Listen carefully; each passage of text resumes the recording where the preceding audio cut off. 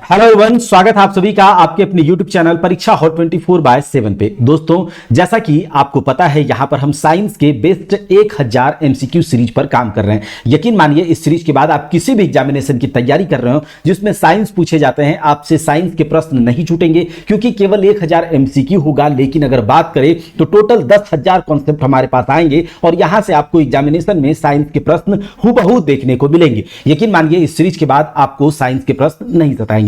दोस्तों, अगर आप जेएसएससी, जेपीएससी या फिर किसी भी एग्जामिनेशन की तैयारी कर रहे हैं और स्पेशली अगर जेएसएससी सीजीएल को आपने टारगेट करा है, जेएसएससी सीजीएल को टारगेट करा है और लगातार आप लोगों के कॉल्स और मैसेजेस के बाद, जो कि जेएसएससी सीजीएल का एप्लीकेशन पर कोर्स चल रहा है पेपर 2 में खोरठा के लिए और पेपर 3 के लिए जो कोर्स चल रहा है, उसके लिए जो आप लोगों ने कॉल्स और मैसेजेस किए, तो उसके लिए हमने आपको एक स्पेशल कूपन कोड दिया था 27 और 28 जून के लिए। लेकिन आप लोगों ने कहा था, बहुत सारे कॉल्स मैसेजेस आए कि फिर से जो है एक्सटेंड कर दिया जाए कूपन कोड को। तो मैंने 24 घंटे के लिए एक्सटेंशन दिया हुआ है। आप लोग अगर अभी तक उस एक्सटेंशन का लाभ नहीं उठाए हैं तो जाइए, बहुत कम गुरु दक्षिणा में खोरठा पेपर 2 के नए सिलेबस पर आधारित व्याकरण, गद्य, पद्य सब कुछ कंप्लीट किया जा रहा है। और पेपर 3 का एक स्पेशल गाइडेंस प्रोग्राम जिसमें सटीक रणनीति पर हम लोग काम कर रहे हैं। और यकीन मानिए, जो हमारा 3 महीना हमारे पास बचा है, उसमें हम लोग सब कुछ अच्छे से क्लियर कर लेंगे, कंप्लीट कर लेंगे, रिवाइज कर लेंगे, प्रैक्टिस कर लेंगे, जिससे कि हमारा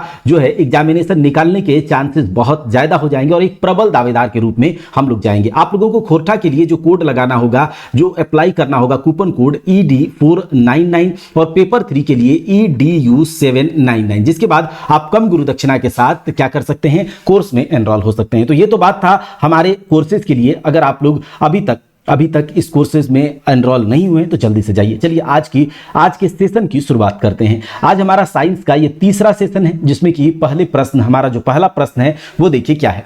कहा जा रहा है, यदि 100 वाट वाले 10 बल्ब प्रतिदिन 1 घंटा जलाए जाए तो प्रतिदिन विद्युत ऊर्जा के उपयोग का मान क्या होगा। If 10 bulbs of 100 watt per day are जलाया जाए, 1 घंटे के लिए जलाया जाए, तो बताइए इलेक्ट्रिकल एनर्जी पर डे कितना खर्च होगा। तो अगर आपको पर डे इलेक्ट्रिकल एनर्जी जो होता है, इलेक्ट्रिकल एनर्जी का खर्च हम लोग यूनिट में निकालते हैं और 1 यूनिट जो इलेक्ट्रिकल एनर्जी खर्च होता है वो होता है आपका 1 किलोवाट आवर के बराबर। 1 किलोवाट 1 घंटा में कितना देर जला, तो हमें तो इतना निकालना है 1 यूनिट। अगर हमारे पास देखिए क्या दिया हुआ है, वोटेज जो दिया है 100 वाट का, ठीक है, और उसके बाद हमारे पास कितना बल्ब है, तो 10 बल्ब हमने जलाए हैं, ठीक है। और कितने देर के लिए जलाया हुआ है भाई साहब, तो 1 घंटा के लिए। यानी कि हमें 1 किलोवाट आवर अगर निकाल ले तो हमारा यूनिट निकल जाएगा, ठीक है, कि कितना यूनिट हमने जलाया है। तो इसको हम कैसे निकालते हैं, याद रखिएगा। टोटल जो हमने वोटेज खर्चा किया है, ठीक है, टोटल वॉट जो हमारा खर्च हुआ है इनटू कितना देर हमने खर्च किया और बटे, चूंकि वॉट आर में है तो हमको अगर किलो वाट आर में बदलना है तो 1000 से हम क्या करेंगे, डिवाइड कर देंगे। तो टोटल वोटेज कितना खर्च हो रहा है, 10 बल्ब को हमने 10 बल्ब को जलाया है, 100 वाट का है, तो टोटल वाट कितना हो गया, 1000 वाट। और कितना देर जलाया है, 1 घंटे जलाए हैं, तो 1 घंटा जलाया वॉट में था, 1000 से भाग कर देंगे तो हमारे पास कितना आ जाएगा, 1000 और ये हो जाएगा हमारा 1 यूनिट। यानी कि 1 यूनिट बिजली हमने खर्च करी 1 किलोवाट आवर। तो इसका आंसर हो जाएगा 1 यूनिट बिजली खर्च हुआ है, ठीक है। याद रखिएगा कैसे निकालते हैं, टोटल वॉट कितना हम खर्च कर रहे हैं, कितना देर खर्च कर रहे हैं, और वॉट में आ रहा है तो हम किलोवाट में बदलने के लिए 1000 से डिवाइड कर देंगे, कोई दिक्कत नहीं। आगे चलिए, अगला देखिए, कहा जा रहा है परमाणु सिद्धांत के जन्मदाता कौन है। परमाणु सिद्धांत के जन्मदाता कौन है, बताइए। अब देखिए, अगर बात करें कि परमाणु सिद्धांत यानी कि एटॉमिक थ्योरी के जो जन्मदाता हैं वो माना जाता है जॉन डाल्टन साहब को, ठीक है।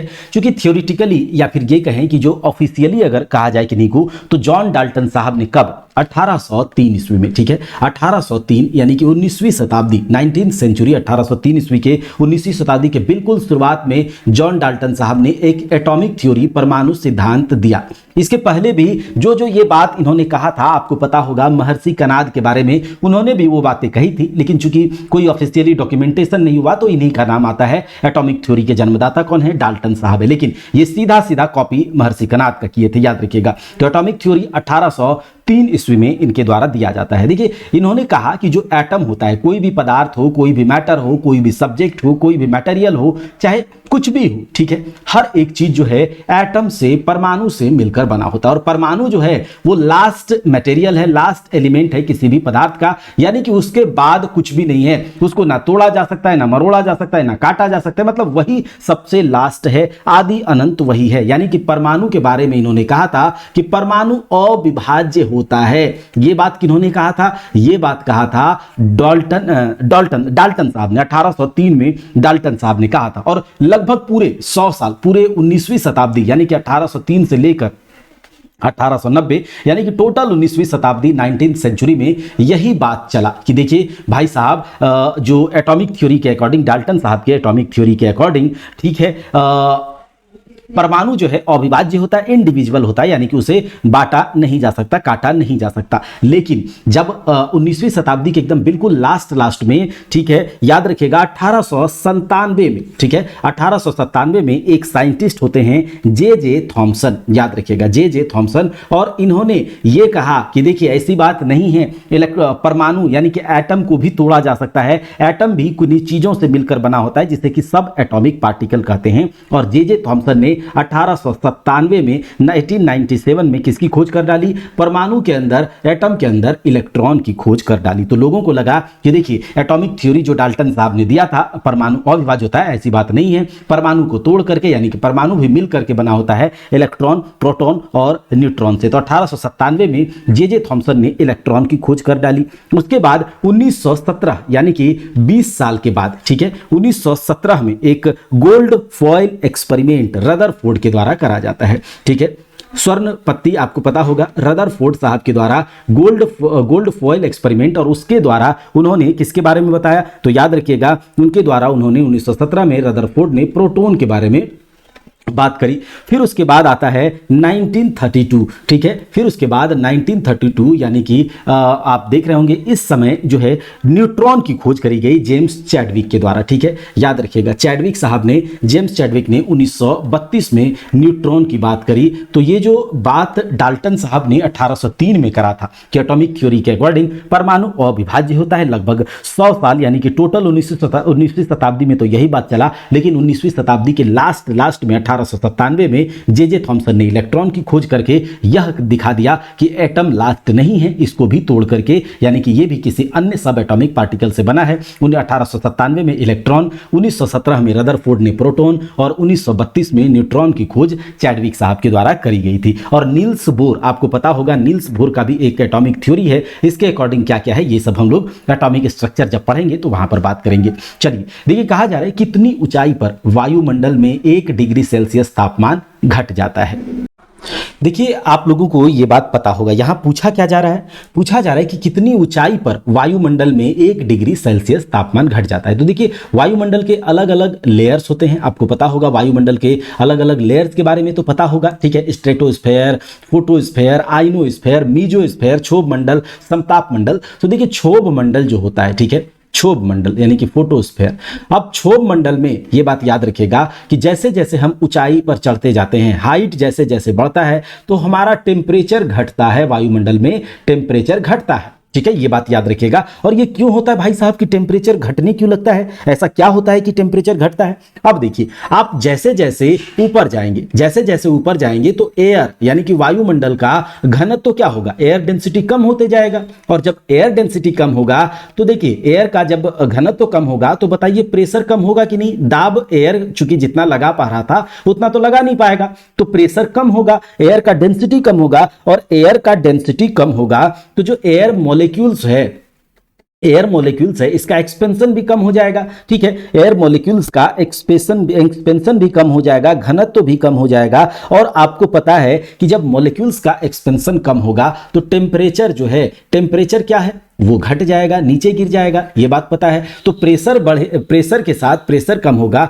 तो एयर का एक्सपेंशन जो है थोड़ा सा विस्तारित हो जाएगा और टेम्परेचर भी घटता है। तो सामान्यतः ऐसा देखा गया है इन जनरल कि क्षोभ मंडल में, ठीक है, हर 165 मीटर की ऊंचाई पर जाने के बाद 1 डिग्री सेल्सियस का तापमान घट जाता है। हर 165 मीटर की ऊंचाई पर चढ़ने के बाद 1 डिग्री सेल्सियस का तापमान घट जाता है। तो इसका सही जवाब हो जाएगा 165 मीटर, याद रखिएगा। अगला सवाल देखिए, किस श्रेणी के यौगिकों के दो क्रमागत सदस्य के बीच CH का अंतर रहने पर उस श्रेणी को क्या कहते हैं? देखिए, अगर आपको पता होगा कि जो ऑर्गेनिक मॉलिक्यूल्स होते हैं, जो ऑर्गेनिक कंपाउंड्स होते हैं, उसमें कार्बन और हाइड्रोजन होता है। तो कार्बन के पास 4 वैलेंसी होते हैं। इस तरह से 4 लोग आकर के यहाँ रह सकते हो, रहो, जितना लोगों को रहना है रह सकते हो। लेकिन ये देखिए, C इस तरह से अगर चेन बनाता है, C इस तरह से, तो 4 लोगों का इस तरह से बना रहता है।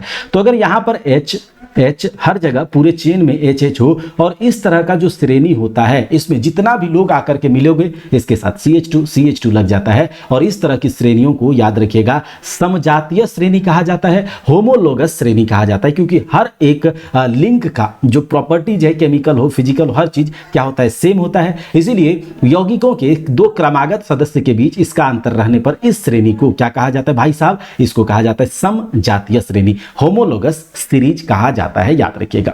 अगला सवाल देखिए, कोलॉइड का उदाहरण किसे माना जाता है? कोलॉइड का उदाहरण किसे माना जाता है? तो आपको पता होगा, कोलॉइड यानी कि पायस। अब देखिए, मिक्सचर जो होते हैं, जो मिश्रण होते हैं, अलग अलग प्रकार के मिक्सचर जो होता है, इसमें एक होता है सॉल्यूट और एक होता है सॉल्वेंट। अब सॉल्यूट जो होता है वो क्या होता है भाई साहब? सॉल्वेंट में मिलाया जाता है और दोनों जब मिलता है तो एक मिश्रण बनता है, एक विलयन बनता है, सॉल्यूशन बनता है। ठीक है, इतना आप लोग को पता होगा। तो जिसमें मिलाया जाता है, ठीक है, जिसमें मिलाया जाता है किसी चीज को, तो जो मिलाया जाएगा वो कम होगा, और कम होने, एक होता है परिक्षेपण माध्यम और एक होता है परिक्षेप। ठीक है, इस तरह से कुछ होता है, डिस्पर्स्ड पार्टिकल बोलते हैं और डिस्पर्स मीडियम बोलते हैं। तो जब आपको पता है कि 2 पदार्थों का जो मिक्सचर होता है उसको मिश्रण कहते हैं, तो 2 अलग अलग पदार्थ जब आपस में मिलते हैं और दोनों पदार्थ हमें लगे ही ना, जैसे कि चीनी और पानी आपस में मिला दिया जाए, चीनी अलग और पानी अलग। चीनी को जब हमने पानी में मिलाया तो फिर थोड़े देर बाद क्या आप चीनी और पानी अलग देख पाते हैं क्या? नहीं। तो कणों का आकार किस तरह का है उस सॉल्यूशन में, उसके अकॉर्डिंग मिश्रण भी अलग अलग प्रकार के होते हैं। तो एक मिश्रण होता है विसमांगी मिश्रण, हेट्रोजीनियस, और एक होता है समांगी मिश्रण यानी कि होमोजीनियस मिक्सचर। तो विसमांगी और समांगी। तो समांगी में जो है, जो सॉल्यूट और सॉल्वेंट बाद में पता नहीं चलते हैं कि आखिर कहाँ गया। ठीक है, उसके कणों का जो आकार है बहुत छोटा होता है। लेकिन ये जो कोलॉइड है, इसके बारे में आप थोड़ा सा केवल कोलॉइड यहाँ समझते हैं, क्योंकि हम तो मिश्रण सॉल्यूशन अभी पढ़ नहीं रहे हैं। तो कोलॉइड की बात करें, पायस की बात करें, तो यह एक विसमांगी मिश्रण है। क्या है भाई साहब? विसमांगी यानी कि हेट्रोजीनियस मिक्सचर है। ठीक है, हेट्रोजीनियस मिक्सचर है, 2 पदार्थ अलग अलग इसमें मिलाए जाते हैं। और जो याद रखिएगा, जो पदार्थ अलग अलग मिलाए जाते हैं, तो जिसमें मिलाया जाएगा किस चीजों को, जो सॉल्यूट होगा, जो डिस्पर्स्ड पार्टिकल होगा, जिसको मिलाया जाएगा, तो कणों का आकार को, जो आपकी कोलॉइड में कणों का आकार अगर आपसे पूछा जाए कि किस रेंज का होता है इसके आकार, तो याद रखिएगा 10⁻⁻5 से लेकर 10⁻⁻7 सेंटीमीटर, यानी कि कणों का आकार बहुत छोटा होता है कोलॉइड में। 2 पदार्थ का विसमांगी मिश्रण होता है आपका कोलॉइड। कणों का आकार बहुत छोटा होता है, जो कि हम नग्न आंखों से, नेकेड आई से इसके कणों को नहीं देख सकते हैं। याद रखिएगा, कोलॉइड का एक एग्जाम्पल, नग्न आंखों से हम इसे नहीं देख सकते हैं। इसको देखने के लिए हमको माइक्रोस्कोप की जरूरत पड़ेगी। ठीक है, माइक्रोस्कोप की जरूरत पड़ेगी, और वो भी अल्ट्रा माइक्रोस्कोप की। और याद रखिएगा कि जो कोलॉइड होते हैं, जो पायस होते हैं, उसमें जो कण होते हैं, जो जिसमें सॉल्यूट और सॉल्वेंट, तो जिसको मिलाया जाता है, मिलने के बाद जो कण होता है, जब आप उसे छन्ना पत्र से छानेंगे तो कण भी उसके साथ आर पार हो जाता है। छन्ना पत्र से ये कणों का आकार ही बहुत छोटा है, नग्न आंखों से नहीं दिखेगा, तो जो है पार हो जाते हैं। कोलॉइड का कुछ एग्जाम्पल याद रखिएगा, जैसे कि दूध एक पायस है, जैसे कि याद रखिएगा गोंद। ठीक है, ये इसमें जो मिलाया जाता है, तो गोंद में भी आप नहीं पता कर पाएंगे कि आखिर इसमें जो कण है अलग से क्या मिलाया गया है, सॉल्यूट क्या है, सॉल्वेंट क्या है। ठीक है, गोंद हो गया। स्याही भी एक तरह से पायस ही है। ये तो याद रखिएगा, गोंद हो गया, दूध हो गया, स्याही हो गया, ये सब पायस है। तो यहाँ पर गोंद जो होगा इसका सही जवाब हो जाएगा। धुआं स्मोक है। ठीक है, पीतल जो है ये क्या है भाई साहब? पीतल तो मिक्सचर होता है 2 मेटल्स का, आपको पता होगा। ये जो है आपको इसको क्या कहा जाता है? मिश्र धातु कहा जाता है, पीतल वगैरह। चीनी का शरबत, तो ये तो एक आपको पता होगा चीनी का जो शरबत है ये तो एक समांगी मिश्रण है। क्या है? समांगी मिश्रण है, होमोजेनियस मिक्सचर है ये सब। तो गोंद क्या हो गया यहाँ पर? कोलॉइड का एग्जाम्पल हो गया। ठीक है, अगले सवाल पर चलिए। गैस से भरे एक जार में गुलाब का रंगीन फूल रंगहीन हो जाता है, तो जार में कौन सी गैस है? अरे भाई साहब, ये क्या बात हो गई कि एक गैस से भरा हुआ है कोई जार, अब इसमें गुलाब का फूल, ठीक है, गुलाब का फूल जो है नहीं बना सही से, लेकिन समझ लीजिए गुलाब का फूल रेड होता है, तो गुलाब का फूल जैसे ही इस जार में गया, ये रेड फूल जो है, ये गुलाब का फूल रंगहीन हो जा रहा है। तो फूलों के कलर को या कलर को रंगहीन करने वाला गैस कौन सा है? तो आप लोग को पता होगा क्लोरीन। ठीक है, क्लोरीन एक ऐसा गैस है जो कि क्या करता है, किसी भी रंगीन चीज को रंगहीन कर देता है, याद रखिएगा। और आपको पता होगा क्लोरीन के साथ, जब क्लोरीन के साथ हम चूना को मिलाते हैं, क्लोरीन के साथ चूना को मिलाते हैं, तो हमें क्या मिलता है भाई साहब? विरंजक चूर्ण मिलता है, यानी कि ब्लीचिंग पाउडर मिलता है, CaOCl2। ये कैल्शियम हाइपोक्लोराइड या कैल्शियम ऑक्सीक्लोराइड होता है, विरंजक चूर्ण आपको पता होगा। ठीक है, ब्लीचिंग पाउडर। तो क्लोरीन के साथ चूना को मिलाने से विरंजक चूर्ण बनता है। और ये जो क्लोरीन है, ये जो क्लोरीन है, इसका प्रयोग जो किया जाता है, ये देखिए फूलों का रंग को ये क्लोरीन उड़ा देता है। और ये विरंजक चूर्ण की बात अगर करें, ब्लीचिंग पाउडर की बात करें, जो कि क्लोरीन से ही तो बना है, ब्लीचिंग पाउडर की बात करें, तो इसका उपयोग किस किस चीजों में किया जाता है ये ध्यान रखिएगा। ठीक है, इसका ये जो सबसे पहले पूछा जाता है कभी कभी कि विरंजक चूर्ण का कलर कैसा होता है, तो बोलिएगा हल्का पीला चूर्ण है विरंजक चूर्ण। ठीक है, उसके बाद इसमें क्लोरीन की गंध आती है, किसकी? क्लोरीन की गंध आती है। दूसरा, ये जो विरंजक चूर्ण क्या बोलते हैं, विरंजक चूर्ण ब्लीचिंग पाउडर है, ये क्लोरोफॉर्म, आपको पता होगा बेहोश वगैरह करने के लिए ऑपरेशन वगैरह जो किया जाता है सर्जन, तो क्लोरोफॉर्म का यूज करता है। तो क्लोरोफॉर्म के निर्माण में भी ब्लीचिंग पाउडर का उपयोग होता है। ठीक है, फिर ड्रिंकिंग वाटर को, पेयजल को शुद्ध करने के लिए बड़े पैमाने पर इसका प्रयोग किया जाता है। ठीक है, पेयजल को शुद्ध करने के लिए। उसके अलावा ये जो ब्लीचिंग पाउडर है, ये जीवाणुनाशक है, बैक्टीरिया को किल करने वाला होता है। ठीक है, रंगीन कपड़ा है और उसमें अगर विरंजक चूर्ण पड़ जाए तो उस कपड़े का कलर ही ये उड़ा देगा। ठीक है, और एक और काम है ये विरंजक चूर्ण का या क्लोरीन का कि चीनी को सफेद करने में, ठीक है, चीनी को सफेद, देखिए चीनी जब बनता है ना नेचुरल तरीके से, जो पहला जो प्रोडक्ट होता है चीनी, तो वो सफेद नहीं होता, बल्कि वो गुड़ के कलर, चूंकि शुगर से बनता है, शुगर केन से बनता है, केतारी गन्ना से बनता है, तो गन्ना से बनने के बाद गुड़ बनता है और गुड़ जैसा कलर कहीं ना कहीं चीनी का होता है। और चीनी को सफेद किया जाता है इसके द्वारा, ये ब्लीचिंग पाउडर के द्वारा। तो हल्का पीला चूर्ण होता है, क्लोरीन का गंध आता है, क्लोरोफॉर्म निर्माण में उसका उपयोग होता है, ड्रिंकिंग वाटर को शुद्ध करने में जीवाणुनाशक होता है, रंगीन कपड़ा को रंगहीन कर देगा, ये बात याद रखिएगा, चीनी को सफेद करने में। तो ये जो क्लोरीन है जो कि फूलों के रंग को भी उड़ा देता है, तो यहां पर सही जवाब हो जाएगा क्लोरीन। अगला सवाल देखिए, कहा जा रहा है सामान्य स्वस्थ मनुष्य का रक्तदाब कितना होता है? तो ये तो कोई बात ही नहीं है कि जो ब्लड प्रेशर है ये क्या होता है, जब आप लोग मेजर करने जाते हैं अपना नॉर्मल ब्लड प्रेशर कितना होता है? 120/80।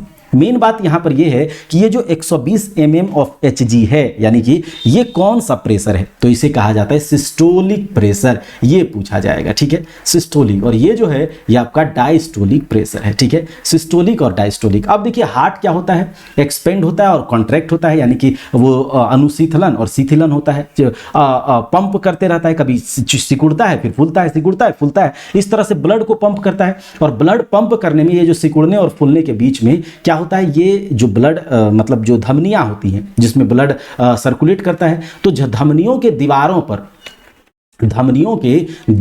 पर जो प्रेशर लगता है, ये जो हार्ट जब पंप करता है ब्लड को, तो जो प्रेशर लगता है वही आपका ब्लड प्रेशर है। क्या है? वही आपका ब्लड प्रेशर है, याद रखिएगा, वही ब्लड प्रेशर। और ब्लड प्रेशर को मेजर करने के लिए कौन सा मशीन का यूज होता है, कौन सा यंत्र का यूज होता है? तो स्फिग्मो, याद रखिएगा, स्फिग्मोमैनोमीटर। ठीक है, स्फिग्मोमैनोमीटर का उपयोग होता है ब्लड प्रेशर को मेजर करने के लिए। ठीक है, इतना आप लोग को याद रखना है। 120/80 हमने देख लिया, सिस्टोलिक डायस्टोलिक क्या है ये सब है। ठीक है, तो हम लोग ब्लड वगैरह पढ़ेंगे, हार्ट बीट भी पढ़ेंगे अच्छे से। अब देखिए पायरोमीटर क्या होता है।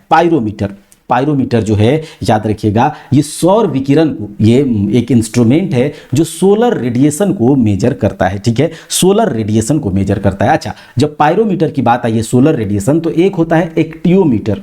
ठीक है, एक्टियोमीटर ये क्या करता है, जो सोलर विकिरण है, जो सनलाइट रेडिएशन है, सनलाइट है, इसके इंटेंसिटी को, ठीक है, इसकी तीव्रता को, सनलाइट के इंटेंसिटी तीव्रता को मेजर करने के लिए किसका उपयोग किया जाता है भाई साहब, एक्टियोमीटर का उपयोग किया जाता है, ठीक है, एक्टियोमीटर का। उसके अलावे एक होता है ग्रेवोमीटर, याद रख लीजिएगा, इसमें ग्रेवोमीटर, ग्रेवोमीटर। अब ग्रेवोमीटर का उपयोग किस लिए किया जाता है, तो ग्रेवोमीटर का उपयोग किया जाता है वाटर के सरफेस पर, ठीक है, जल के सतह पर ऑयल की क्वांटिटी, तेल का लेवल, तेल का स्तर पता करने के लिए ग्रेवोमीटर का प्रयोग किया जाता है, याद रखिएगा। वाटर सरफेस, वाटर सरफेस, क्योंकि वाटर के सरफेस पर ही तेल तैरता है, तो वाटर सरफेस पर ऑयल का क्वांटिटी, उसके क्वांटिटी, मात्रा का पता करने के लिए हम ग्रेवोमीटर का प्रयोग करते हैं। अभी दिमाग में एक ग्रेवोमीटर याद आया है तो याद रख लीजिएगा, ठीक है, एक्टियोमीटर, ग्रेवोमीटर, इस प्रकार से कुछ इंस्ट्रूमेंट्स भी पूछे जाते हैं,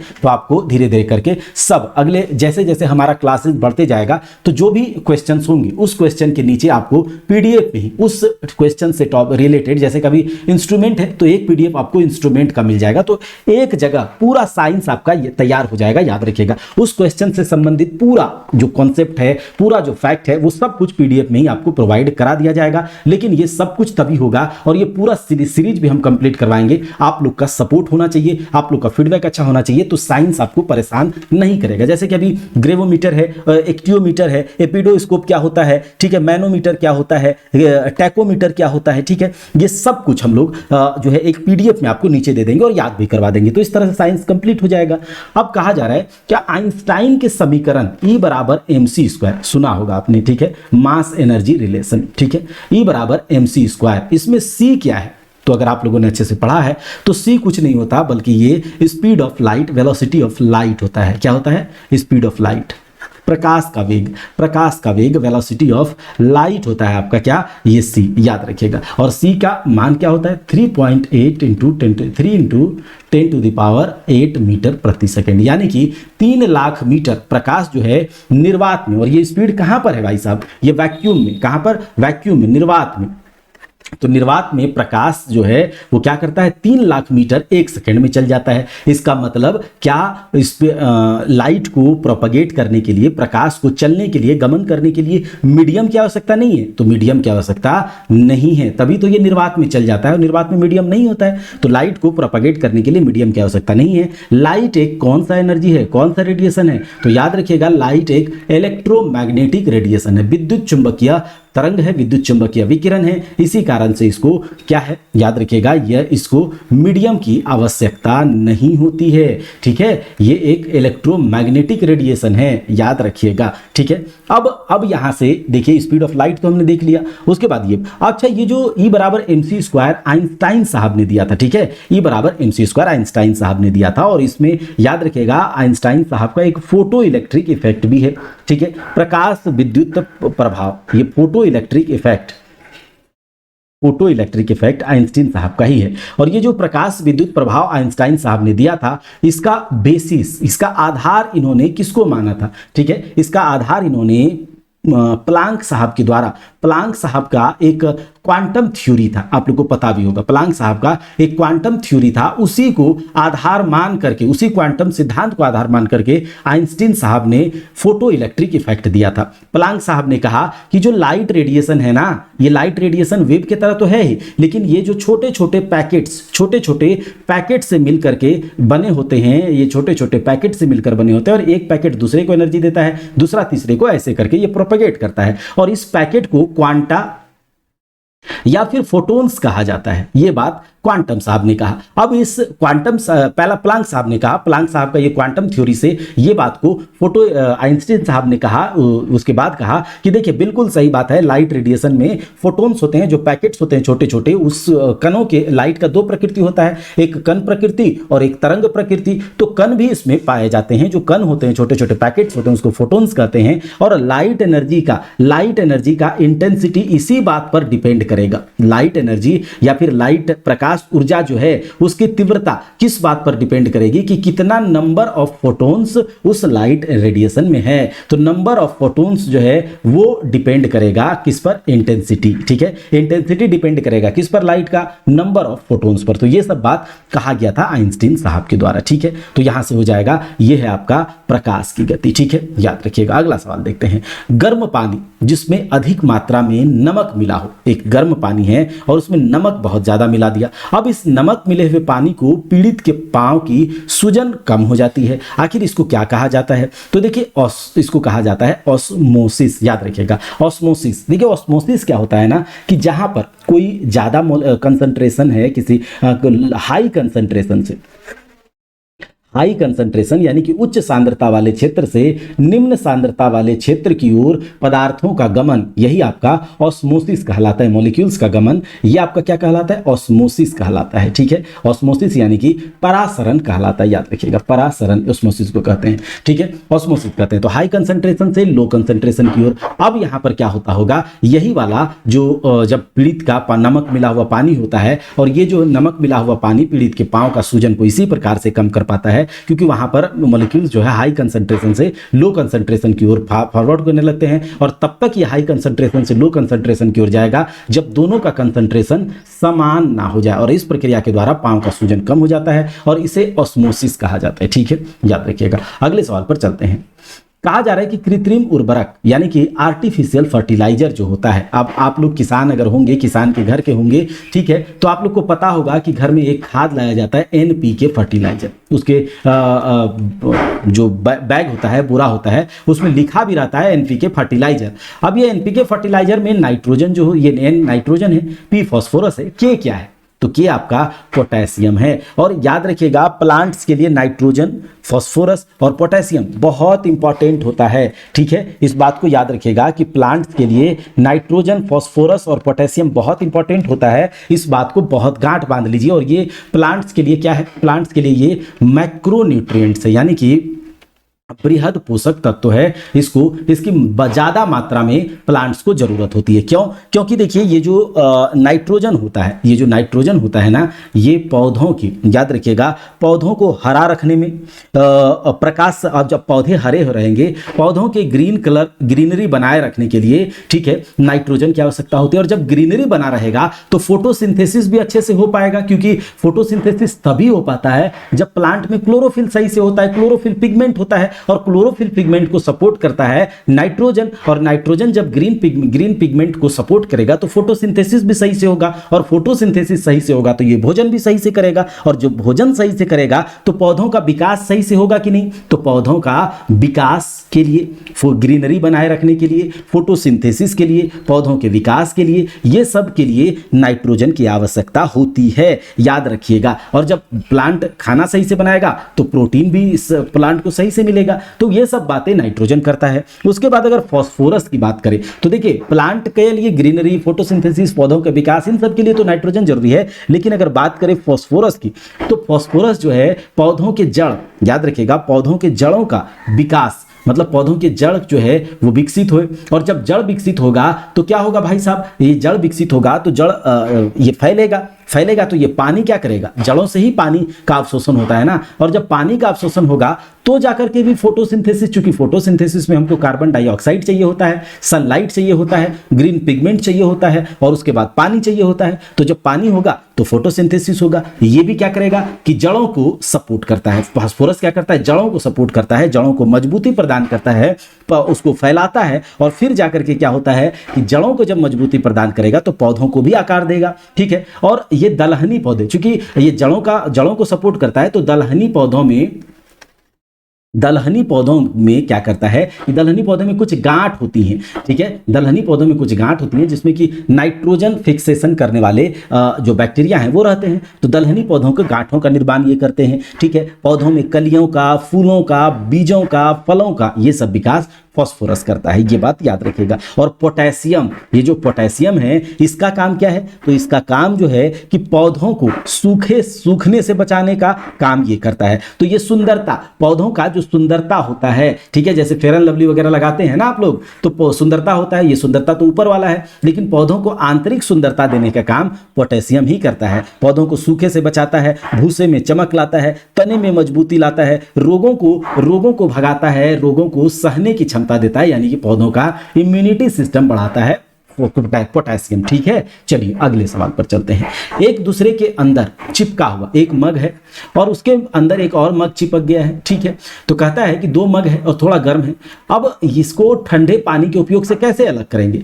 तो हम अगर मग में ठंडा पानी डालते जाएं तो आपको पता है कि जब ठंडा कोई चीज होता है तो उसके मॉलिक्यूल्स क्या होते हैं, मॉलिक्यूल्स की गति क्या होती है, धीमी हो जाती है। मॉलिक्यूल्स की गति धीमी हो जाएगी, सब शिथिल पड़ जाएगा, कमजोर पड़ जाएगा, और फिर जो पकड़ के जबरदस्त तरीके से जब टेम्परेचर ज्यादा होता है, जब देखिएगा आप कभी कोई दो मग डाल दीजिए और उसको थोड़ा सा गर्म कर दीजिए, आपस में एकदम चिपक जाएगा, क्योंकि वो क्या होता है, उसके मॉलिक्यूल्स जो है एक्टिव हो जाते हैं, मॉलिक्यूल्स एनर्जाइज हो जाते हैं, और जब मॉलिक्यूल्स एनर्जाइज हो जाएंगे तो आपस में पकड़ लेंगे दोनों एक दूसरे के मॉलिक्यूल्स को। लेकिन जब मॉलिक्यूल्स कमजोर होगा, ढील ढाल पड़ जाएगा, उसका प्रसार उतना नहीं होगा, तो ये लोग क्या होगा, दोनों एक दूसरे को छोड़ देगा। ऐसे भी आपको पता है कि जब दो मजबूत लोग आपस में पकड़ बनाकर रखेंगे तो एकदम पकड़ कोई छोड़ा नहीं सकता है, लेकिन जब कोई कमजोर बूढ़ा लोग आपस में पकड़ बनाकर रहेगा तो कोई भी उसको छोड़ा सकता है। तो उसको छुड़ाने के लिए आप क्या करें, उसके पकड़ को कमजोर करना है तो ठंडा पानी डालिए, उसमें ठंडा पानी डालेंगे, पकड़ कमजोर हो जाएगा, तो अंदर के मग्गे में ठंडा पानी डाल करके हम उसको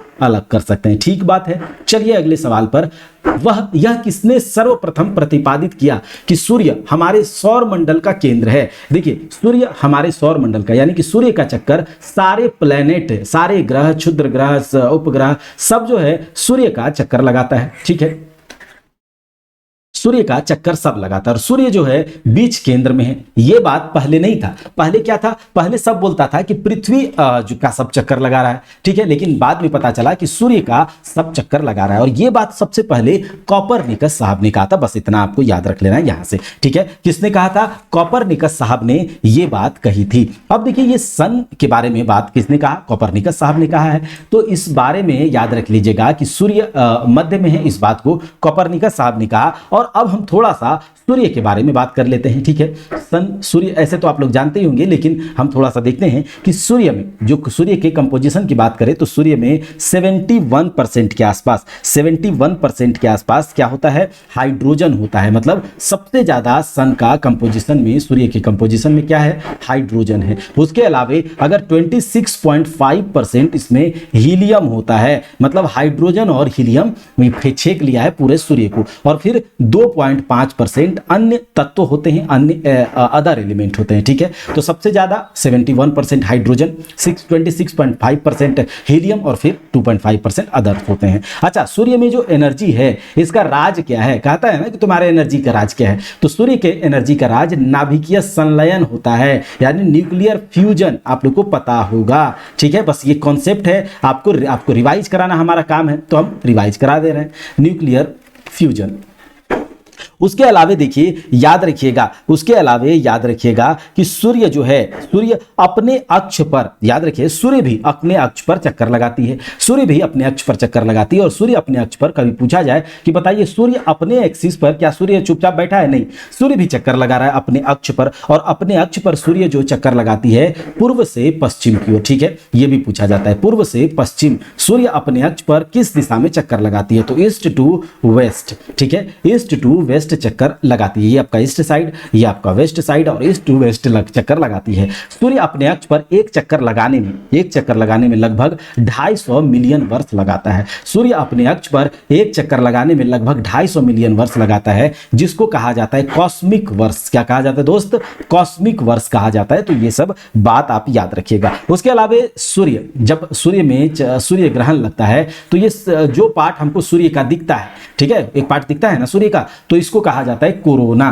ठीक है, सूर्य ग्रहण के समय जो पार्ट सूर्य का दिखता है उसको कोरोना कहा जाता है। और कोरोना जो है जिस रेडिएशन को एक्सक्रेट करता है वो एक्सरे उत्सर्जित करता है कोरोना। ठीक है, कोरोना क्या करता है, एक्सरे उत्सर्जित करता है और एक्सरे उत्सर्जित होता है। इसी कारण से सूर्य ग्रहण आप लोगों को बच्चे में कहा जाता होगा कि बाहर मत निकलो, सूर्य को मत देखो, क्योंकि वो एक्सरे उत्सर्जित कर रहा है और आपकी आंखों के लिए इफेक्ट करेगा, ये बात है। ठीक है, चलिए अगले सवाल पर चलते हैं। महासागरों में ज्वार भाटा की उत्पत्ति का कारण क्या है?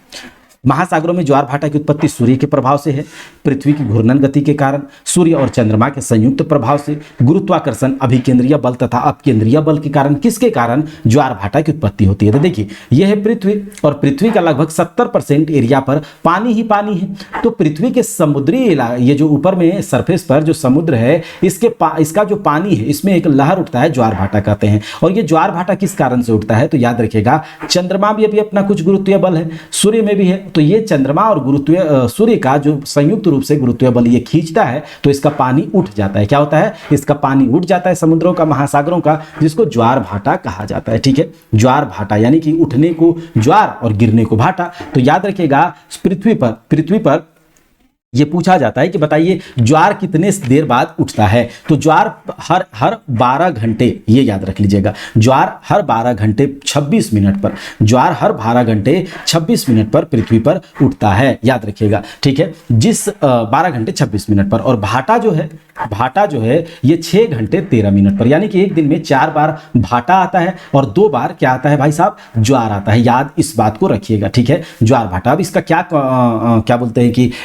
मतलब इसका क्या एक्सप्लेनेशन है, क्या इसमें होता है, इसके कॉन्सेप्ट को अगर आपको समझना है तो आप लोग कमेंट कीजिएगा, हम ज्वार भाटा अच्छे से आपको एक थ्योरी क्लास में समझा देंगे, लेकिन आपका कमेंट आना चाहिए। ठीक है, चलिए।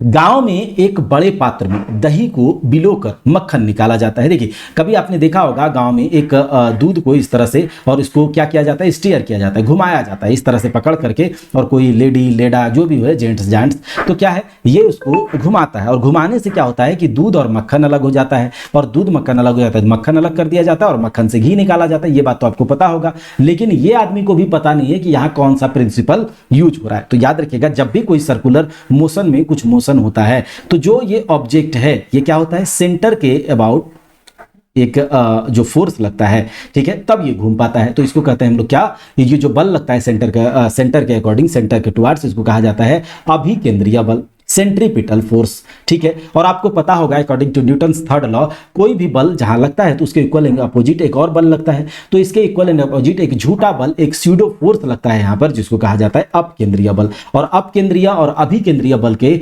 बैलेंस होने से ही कोई चीज सर्कुलर मोशन में चल पाती है, याद रखिएगा। ठीक है, सर्कुलर मोशन में चल पाती है। तो यहां पर भी जब सर्कुलर मोशन का ही यूज हो रहा है, ठीक है, दूध को जब ये घुमाया जाता है तो सर्कुलर मोशन का यूज हो रहा है। तो ये जो है यहां पर अभिकेंद्रीय, ठीक है, याद रखिएगा, सॉरी, सेंट्रीफ्यूगेशन पर यहां पर काम हो रहा है। किस पर काम हो रहा है? सेंट्रीफ्यूगेशन, यानी कि अपकेंद्रण पर काम हो रहा है, घुमाया जा रहा है। ठीक है, सॉरी, इसको कहा जाता है अभिकेंद्रीय। और याद रख लीजिएगा हमें हिंदी में थोड़ा सा दिक्कत होता है कभी कभी। ठीक है, एक होता है सेंट्रीपिटल फोर्स, सेंट्रीपिटल, और एक होता है सेंट्रीफ्यूगल। ठीक है, सेंट्रीपिटल को अभिकेंद्रीय बल कहा जाता है, बिल्कुल सही बात है, अभिकेंद्रीय, और सेंट्रीफ्यूगल को कहा जाता है अपकेंद्रीय बल। हाँ, तो ये दोनों का कंपैरिजन होगा तो ये अपकेंद्रण के सिद्धांत पर ये काम करता है। चाहे आपका वॉशिंग मशीन हो या फिर ये दूध से क्रीम निकालने का मशीन हो, ये सब जो है अपकेंद्रण के सिद्धांत पर काम करता है। Newton's third law of motion या फिर जो मोशन चैप्टर है, सर्कुलर मोशन, ये सब में पढ़ाई होती है इसकी। ठीक है, देखिए जेट इंजन किस सिद्धांत पर कार्य करता है? जब जेट इंजन यहां से रॉकेट जब छूटता है तो ये कौन से सिद्धांत पर काम करता है? तो देखिए आपको पता होगा इसमें मास भी है और वेलोसिटी भी होगा। जब ये छूटेगा, नीचे जब धक्का देगा तो जितना धक्का नीचे देगा उतना ही उसको धक्का ऊपर फील होगा, यानी कि मास तो इसका कांस्टेंट है, लेकिन वेलोसिटी जितना ये नीचे देगा उतना ही उसको ऊपर मिलेगा। मतलब कि क्या हो रहा है? ये कंजर्व हो रहा है। ठीक है, मास इंटू वेलोसिटी क्या है भैया? ये होता है मोमेंटम, यानी कि संवेग। तो जितना संवेग नीचे की ओर लगेगा उतना ही इक्वल एंड अपोजिट संवेग ऊपर लगेगा, यानी कि कोई खत्म होने वाला बात नहीं है। टकराने से पहले और टकराने के बाद संवेग सेम रहता है, मोमेंटम सेम रहता है। तो यही चीज ये रॉकेट पर इसी सिद्धांत पर काम कर रहा है कि नीचे टकराया उससे और टकराने के बाद संवेग सेम है, ठीक है। जितना वेलोसिटी तुम नीचे दोगे उतना ही से तुम ऊपर जाओगे। ऐसा नहीं कि तुम दिए नीचे 10 किलोमीटर प्रति घंटा की रफ्तार से तुमने धुआं छोड़ा और ये तुम्हें 20 किलोमीटर छोड़ेगा, ऐसा नहीं है, ठीक है। तो याद रखिएगा जितना स्पीड नीचे उतना ही। तो इस तरह से संवेग संरक्षण के सिद्धांत पर जो है ये जेट इंजन काम करता है। किस पर? कंजर्वेशन ऑफ मोमेंटम, ठीक है। आप लोगों ने पढ़ा भी होगा, ठीक है। तो रैखिक संवेग संरक्षण, कंजर्वेशन ऑफ लीनियर मोमेंटम पर ये लोग काम करता है ये जेट इंजन, ठीक बात है। चलिए अगले सवाल पर। यदि पृथ्वी का गुरुत्वीय बल अचानक लुप्त हो जाए तो निम्न में से कौन सा कथन सही होगा? देखिए कहा जा रहा है कि अगर गुरुत्वीय बल खत्म हो जाए तो जी क्या हो जाएगा? जीरो हो जाएगा। और जी जीरो हो जाएगा तो बताइए क्या होगा? वस्तु का भार शून्य हो जाएगा परंतु द्रव्यमान यानी कि मास वही रहेगा। भार यानी कि वेट, वस्तु का द्रव्यमान शून्य हो जाएगा यानी मास जीरो हो जाएगा और भार वेट वही रहेगा। वस्तु का द्रव्यमान यानी मास और भार यानी वेट दोनों शून्य हो जाएंगे। वस्तु का द्रव्यमान यानी मास बढ़ जाएगा। क्या होगा? देखिए आपको पता होगा कि वस्तु का भार यानी वेट इज इक्वल टू होता है m इंटू जी। वेट एक तरह का फोर्स है जो कि गुरुत्वाकर्षण फोर्स के कारण, गुरुत्वीय बल के कारण पृथ्वी अपने केंद्र की ओर किसी भी चीजों को जिस फोर्स से खींचती है वही वेट है। अब अगर जी जीरो हो जाएगा, याद रखिएगा जी जीरो हो जाएगा तो वेट जीरो हो जाएगा। याद रखिएगा जी जीरो हो जाएगा तो वेट यानी भार जीरो हो जाएगा, लेकिन मास हमारा वही रहेगा। याद रखिएगा मास जीरो नहीं रहेगा। क्या हो जाएगा? वेट जी जीरो होने से वेट जीरो हो जाएगा क्योंकि जी पर डिपेंडेंट है आपका वेट, भार, मास नहीं। तो याद रखिएगा वस्तु का भार शून्य हो जाएगा, बिल्कुल सही बात है, लेकिन मास वही रहेगा, द्रव्यमान वही रहेगा। तो ऑप्शन ए सही हो जाएगा, ठीक बात है। अगला देखिए, ग्रहों की गति के नियम किसने प्रतिपादित किए? तो ग्रहों की who propounded the law of planetary motion? तो ये बात किसने बताया था? केपलर साहब ने। ग्रहों की गति के नियम केपलर साहब ने दिया था, याद रखिएगा, ठीक बात है। कोपरनिकस ने बताया था कि सूर्य क्या परिक्रमा चारों ओर, सूर्य के चारों ओर जो प्लैनेट्स हैं वो घूमते हैं, यानी कि सूर्य केंद्र में है। ये बात कोपरनिकस साहब ने बताया था। अगला सवाल देखिए, निम्न में से किस विद्युत चुंबकीय तरंग का तरंग दैर्घ्य अधिकतम होता है? Which of the following electromagnetic wave wavelength is maximum? तो अगर बात करें कि जो इलेक्ट्रोमैग्नेटिक वेव विद्युत चुंबकीय तरंग, जैसे कि आपको पता होगा इंफ्रारेड, अवरक्त विकिरण, ठीक है। उसके बाद आपको पता होगा विजिबल लाइट जो हम लोग देख पाते हैं, दृश्य प्रकाश, एक आपका अवरक्त विजिबल यानी कि दृश्य जो हम देख पा रहे हैं। उसके अलावा आपको पता होगा अल्ट्रावायलेट, इसको क्या कहा जाता है? पराबैंगनी। अल्ट्रावायलेट को कहा जाता है पराबैंगनी विकिरण। और एक होता है आपका एक्स रेज, ठीक है, एक्स रेज। तो इसमें अगर बात करें कि वेवलेंथ किसका अधिक होता है तो इसको आप इस तरह से समझिएगा, ठीक है। पहले आपको लिखना है इंफ्रारेड, क्या लिखना है? इंफ्रारेड। उसके बाद आपको लिखना है विजिबल लाइट, विजिबल लाइट। उसके बाद आपको लिखना है अल्ट्रावायलेट, अल्ट्रावायलेट रेज। और उसके बाद एक्स रेज, ठीक है। अब यहाँ देखिए वेवलेंथ सबका क्या क्या है। सबसे ज्यादा जो वेवलेंथ होता है 780 नैनोमीटर से ज्यादा इस साइड में इंफ्रारेड का होता है। और 780 नैनोमीटर से याद रखिएगा 3900 या फिर 4000, ठीक है, 400 नैनोमीटर, 400 नैनोमीटर, 390 नैनोमीटर या 400 नैनोमीटर तक विजिबल लाइट का रेंज है वेवलेंथ का।